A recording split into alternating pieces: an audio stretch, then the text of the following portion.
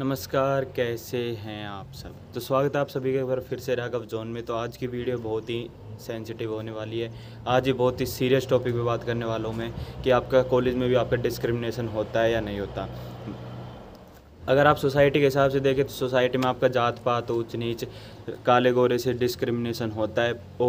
पर अगर आप कॉलेज में देखते हो तो आपको जात पात से आपका डिस्क्रिमिनेशन बिल्कुल भी नहीं होगा। वो बात अलग है, आप किसी बैकवर्ड कॉलेज में पढ़ रहे हो तो अलग बात है। अगर आप हमारे YMCA में आते हो तो आपके साथ जात पात के हिसाब से बिल्कुल भी डिस्क्रिमिनेशन नहीं होगा। पर आपका जात पात के हिसाब से डिस्क्रिमिनेशन नहीं होता और कुछ काफ़ी वजह से होता है। वो क्या क्या वजह है इस वीडियो में आपको बताऊंगा, तो वीडियो को एंड तक देखना। और चैनल को सब्सक्राइब नहीं किया है तो चैनल को सब्सक्राइब कर देना, वीडियो को लाइक कर देना। इंस्टाग्राम पे फॉलो कर सकते हो, कोई क्वेश्चन हो एडमिशन से रिलेटेड, काउंसलिंग से रिलेटेड तो इंस्टाग्राम पे मैसेज कर सकते हो, वरना कमेंट सेक्शन में पूछ सकते हो। तो चलिए आज की वीडियो शुरू करते हैं।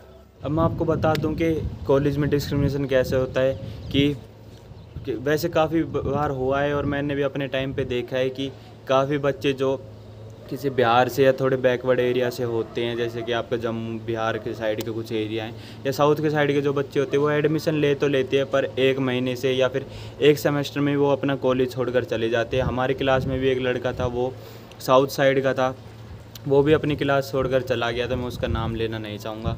तो वो होता किस लिए कि जैसे आप स्कूल में थे तो आपके एक ही शहर के सभी बच्चे थे, आप उस एनवायरनमेंट में बिल्कुल कंफर्टेबल हो चुके थे। आप सभी बच्चे एक ही तरीके की बात करते थे, एक ही तरह की आपकी लैंग्वेज थी।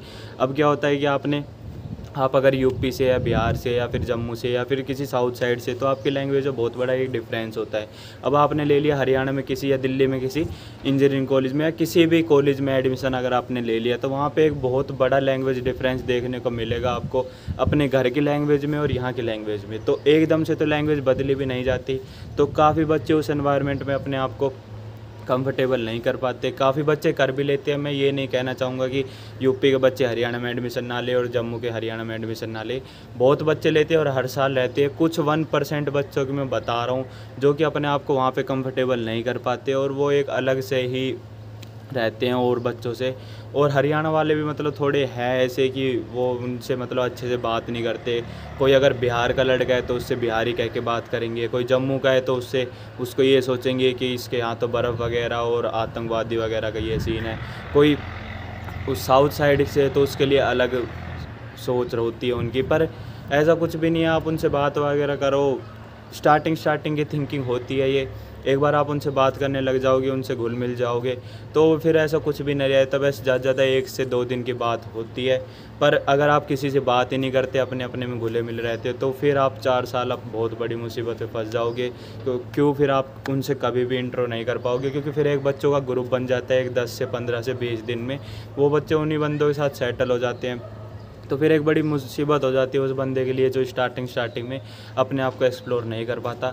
तो ये आप बिल्कुल ध्यान देना कि अगर आप किसी और शहर से और अगर आप हरियाणा में एडमिशन ले रहे हैं या आप किसी भी और शहर से किसी और शहर में एडमिशन ले रहे हैं, तो वहाँ पे जाकर अपने आप को एक्सप्लोर करना, मतलब शर्माना मत किसी से बात करने में, अच्छे से बात करना सभी से।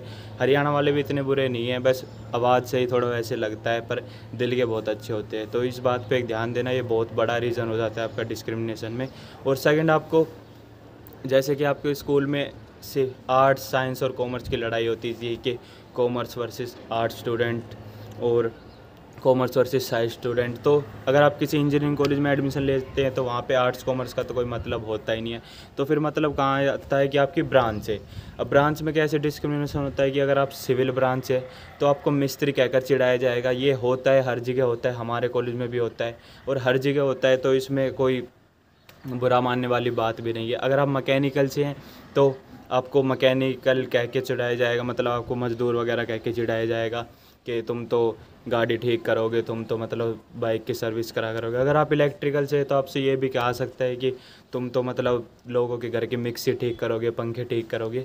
तो इन चीज़ों पे ध्यान मत देना, ये कहने की बात है। कोई इंजीनियर आपको दिखेगा कि इंजीनियरिंग करके वो किसी घर के पंखे ठीक कर रहा है या वो मिक्सी ठीक कर रहा है, ऐसा नहीं होता। तो ये भी एक मतलब वो हो जाती है लोगों की कि छेड़ना है तो मतलब छेड़ना ही है, कुछ भी हो जाए। स्कूल में साइंस आर्ट्स कॉमर्स पे लड़ते थे, यहाँ पे ब्रांच पे लड़ेंगे। तो इस चीज़ पे भी आप ध्यान दे सकते हो अपना। कोई कहता है तो उनसे लड़ने की ज़रूरत नहीं है, तो आप उनसे भी ये भी कह सकते हो तो कि तुमने ऐसा क्या कर लिया। मान ले चल हम मिस्त्री बनेंगे तो तुम क्या कर रहे हो, तुम भी तो कुछ भी नहीं कर रहे, तुम भी फ़िलहाल बीटेक में ही हो, हम भी फ़िलहाल बीटेक में ही है, देखेंगे बाद में किसको क्या करना है। तो ये भी एक बहुत बड़ा पॉइंट हो जाता है। थर्ड पॉइंट आपका आता है, ये एक मेन रीज़न आपका कि स्कूल में आपका क्या होता है कि आपकी एक ही ड्रेस होती है पूरे स्कूल की, चाहे वो अमीर बच्चा हो या गरीब बच्चा हो, वो एक ही तरह की ड्रेस पहन कर आएगा। वो ड्रेस कोड इसलिए होता है कि सबको एक इक्वालिटी मिले और एक ही जगह के सारे बच्चे होते हैं। अब कॉलेज में क्या होता है, आपके कुछ बच्चे कहीं और से आ रहे, कुछ बच्चे कहीं और से आ रहे, तो उनके एरिया का कुछ अलग ड्रेस कोड हो सकता है, आपके एरिया का कुछ अलग ड्रेस कोड हो सकता है, उनके थिंकिंग कुछ अलग हो सकती है, ड्रेस के को लेकर आपकी कुछ अलग हो सकती है। आप मॉडर्न टाइप के दिल्ली टाइप टिपिकल गर्ल हो तो आपकी ड्रेस कुछ अलग हो सकती है। कुछ लड़कियां जो जम्मू की हिजाब वगैरह पहनती है उनकी ड्रेस कुछ अलग हो सकती है। तो आपको ये नहीं करना कि आप अगर जम्मू से हैं तो अगर आप फरीदाबाद में या कहीं पे भी किसी हरियाणा में या दिल्ली में कहीं पे भी एडमिशन ले रहे हैं तो आपने उन लोगों को देखकर अपना एक ड्रेस बदल लिया। आप जिस ड्रेस में रहते हो उसी में रहो, बस आप उस ड्रेस में आप अच्छे से पहनो, आपके कपड़े साफ़ होने चाहिए, तो आपको कोई भी नहीं चिढ़ाएगा। ये नहीं है कि आपको कोई चिढ़ाएगा, ऐसा कुछ भी नहीं है। पर आप दूसरों को देख के अपने आप को चेंज ना करें। बस ये है कि आप थोड़ी लैंग्वेज में अपना डिफरेंस डाल लेना कि अगर आप किसी जम्मू के बंदे से मिल रहे हो या किसी बिहार के बंदे से मिल रहे हो तो अपनी प्रॉपर बिहारी लैंग्वेज में बोल सकते हो। अगर आप किसी हरियाणा वाले बंदे से या फिर दिल्ली के बंदे से बात कर रहे हो तो थोड़ी अपनी हिंदी में बात करो कि उसको भी समझ में आए और आप भी उसकी बातें समझ सके। कि ड्रेस कोड पे बहुत बड़ा एक डिस्क्रिमिनेशन होता है कॉलेज लाइफ में। क्यों?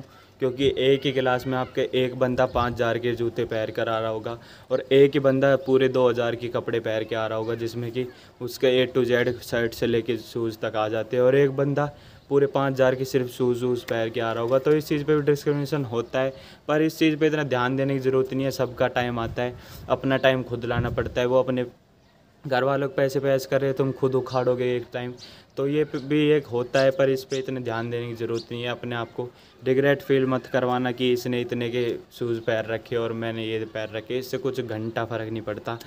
तो अब बात आती है आप इन सभी को हैंडल कैसे कर सकते हैं कि आप किसी और शहर से आए हैं तो आपका एनवायरनमेंट चेंज है तो हम उन बच्चों से कैसे बात करें, ड्रेस कोड चेंज है तो कैसे बात करें, वो थोड़े अमीर टाइप के तो कैसे बात करें, उनका लाइफस्टाइल थोड़ा अलग है तो कैसे बात करें।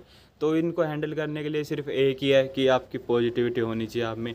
आप किसी बंदे से बात कर रहे हो तो उससे अच्छे से बात करो, रिस्पेक्ट दे के बात करो।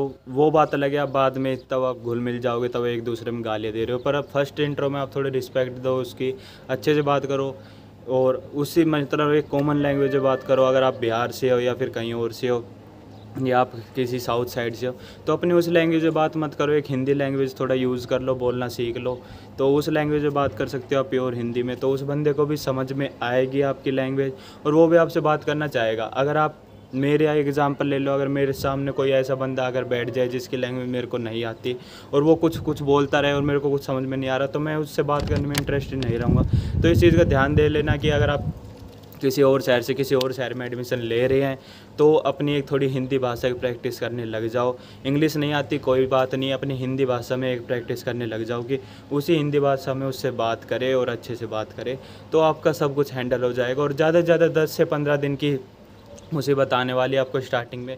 अगर आपने वो फेस कर लिया तो फिर आपको कोई प्रॉब्लम नहीं आएगी। अगर आप उससे डर गए तो आपको 4 साल ये प्रॉब्लम फेस करनी पड़ेगी। तो इस बात का ज़रूर ध्यान रखना। तो वैसे एक छोटी सी वीडियो थी आपके लिए, आपके कॉलेज में जाने के बाद आपके काफ़ी काम आएगी। अगर किसी को हिंदी बोलने में काफ़ी प्रॉब्लम है तो थोड़ा ट्राई कर ले अपने घर पे ही हिंदी बोलने की, क्योंकि अगर आपको पता है कि मेरे को उस कॉलेज में हो जाएगा और मेरे को उसी कॉलेज में एडमिशन लेना है, तो इस पर थोड़ा ध्यान दे लेना। बस फ़िलहाल के लिए इतना ही। वीडियो अच्छी लगे तो वीडियो को लाइक कर देना, चैनल को सब्सक्राइब कर सकते हो और इंस्टाग्राम पे फॉलो कर सकते हो। कोई क्वेश्चन हो तो कमेंट सेक्शन में, इंस्टाग्राम पे दोनों में पूछ सकते हो। धन्यवाद।